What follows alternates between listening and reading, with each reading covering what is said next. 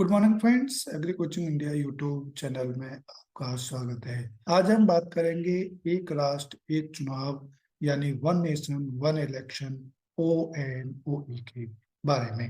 हाल ही में एक राष्ट्र एक चुनाव यानी ONOE की संभावना पर विचार करने के लिए भारत के पूर्व राष्ट्रपति श्री रामनाथ कोविंद जी की अध्यक्षता में बनी उच्च स्तरीय समिति ने अपनी रिपोर्ट भारत की वर्तमान राष्ट्रपति श्रीमती द्रौपदी मुर्मू जी को सौंप दी है।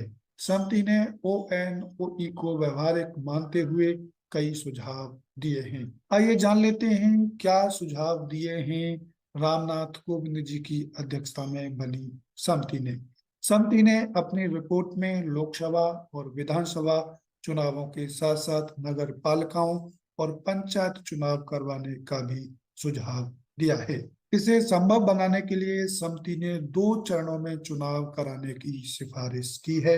समिति के अनुसार पहले चरण में लोकसभा और राज्य विधानसभाओं के लिए, जबकि दूसरे चरण में नगर पालिकाओं और पंचायतों के चुनाव होने चाहिए। समिति ने यह भी सुझाव दिया है कि लोकसभा और विधानसभा के 100 दिनों के भीतर ही नगर पालिकाओं और पंचायतों के चुनावों का पूरा कराया जाना चाहिए। समिति के अनुसार इसके लिए आम चुनावों के बाद लोकसभा की पहली बैठक के दिन राष्ट्रपति को एक अधिसूचना के जरिए ऐसे प्रावधानों को लागू करना चाहिए और इस दिन को निर्धारित तिथि कहा जाए। इस तिथि के बाद विधानसभाओं का कार्यकाल बाद की लोकसभा के आम चुनावों तक खत्म होने वाली अवधि के लिए ही होगा।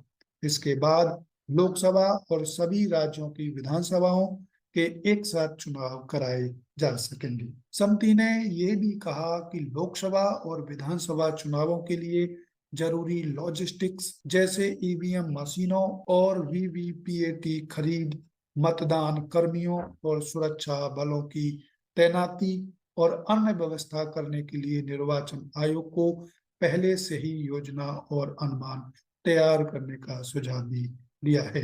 वहीं नगर पालिकाओं और पंचायतों के चुनावों के लिए ये काम राज्य निर्वाचन आयोग को करने की सलाह दी है। समिति ने एक ही मतदाता सूची और एक मतदाता फोटो पहचान पत्र की व्यवस्था करने की बात भी कही है।